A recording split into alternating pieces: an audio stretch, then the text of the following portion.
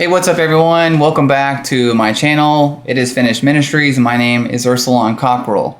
Thanks again for joining me. I want to do a follow-up video to Daniel chapter 7 on the little horn.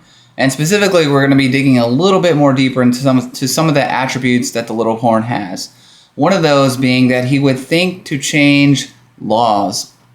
And I really want to touch on this because within the Seventh-day Adventist Church, which I came out of, the point they really try and make here about the laws being changed is regard to the Sabbath being changed from Saturday to Sunday. I want to show, and without a doubt, that that's not the case, but we're going to see who the little horn is, again, in this video, Old Covenant Israel, as we jump into this.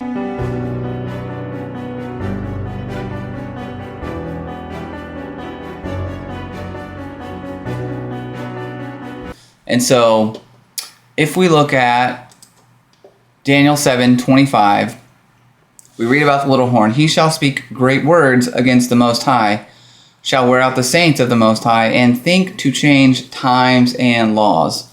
They shall be given into his hand until a times, and the dividing of time.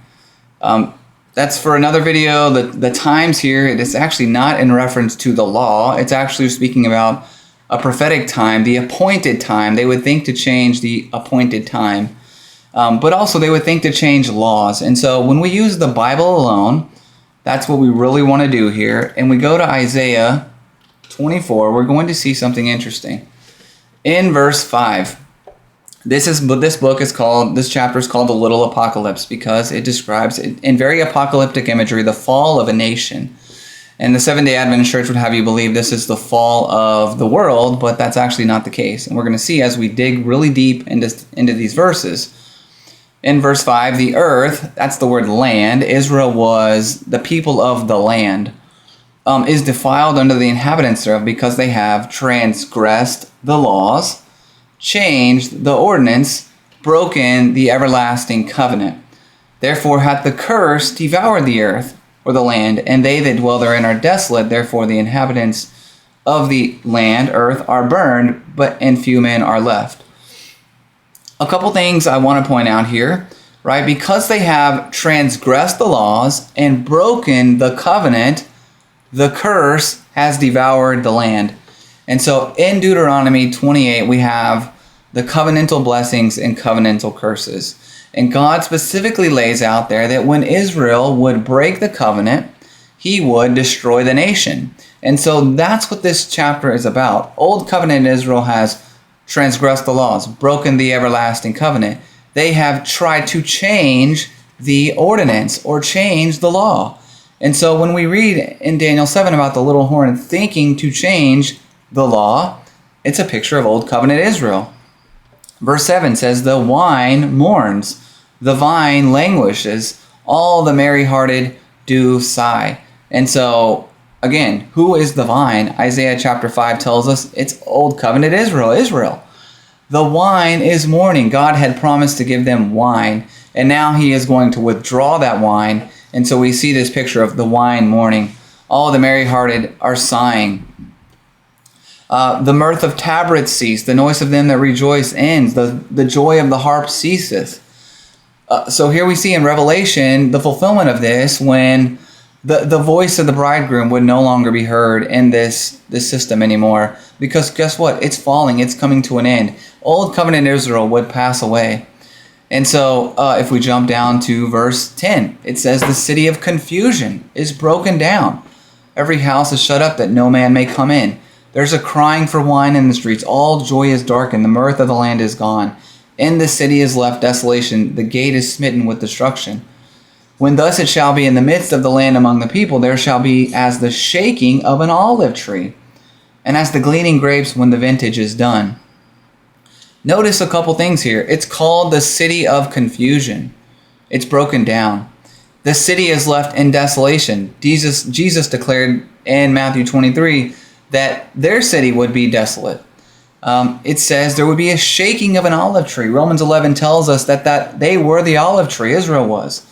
The gleaning grapes when the vintage is done. We read in Revelation chapter 14, an angel coming with a sharp sickle to harvest the grapes of the earth because the time of the harvest was come. In Isaiah 5, Jesus goes to collect the fruits in the season. He thought that it should bring forth grapes, but guess what? It brings forth wild grapes. And so this is all a picture of Israel and the fall of that system, that city. So that's what we see. They're the city of confusion. Now, if we jump over to chapter 25, in Isaiah 24, really we need to read on through chapter 27 to get the full context, because it doesn't end at chapter 24. Verse 2 says, "You have made of a city a heap, of a defenced city a ruin, a palace of strangers to be no city. It shall never be built." Now, I'm not going to do a verse-by-verse study on these chapters, but I want to point out that it's it's a defense city. It was made a heap. It was a place where strangers would be no more. It would never be built. So it's a defense city. Now, if we jump over to chapter 27, we're going to see, again, God specifically telling us who this defense city is. Jump down to verse 10. "Yet the defenced city shall be desolate." So here we're still talking about the same city. "The habitation forsaken, left like a wilderness. There shall the calf feed, there shall he lie down and consume the branches thereof." Keep that in mind. "When the branches thereof are withered, they shall be broken off. The women come, they set them on fire, for it is a people of no understanding. Therefore he that made them will have no mercy on them. He that formed them will show them no favor." Again, the picture here, he that made them, we go back to Isaiah 64, that picture of the clay being formed by the potter. This is a picture of Israel. They were the branches in Romans 11 that were being broken off. They were going to be burned in the fire in 70 AD. So that's the clear picture that we see in Isaiah 24 of this nation, Old Covenant Israel, who had transgressed the laws. They had broken the covenant. They had tried to change the ordinance. So in Daniel 7, when we see the little horn attempting to change times and laws, that's this picture of Old Covenant Israel. They had tried to change the ordinance. And you can read the Synoptic Gospels, and it's very clear in there that they were teaching the commandments and doctrines of men. They were not teaching those commandments of God. They were teaching the doctrines of men. And we see that all throughout the New Testament, the same picture.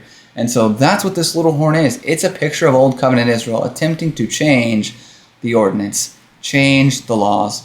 It has nothing to do with the papacy, the Roman Catholic Church, as a Seventh-day Adventist church would have you believe. When we use the Bible and the Bible alone, God will give us these answers, folks.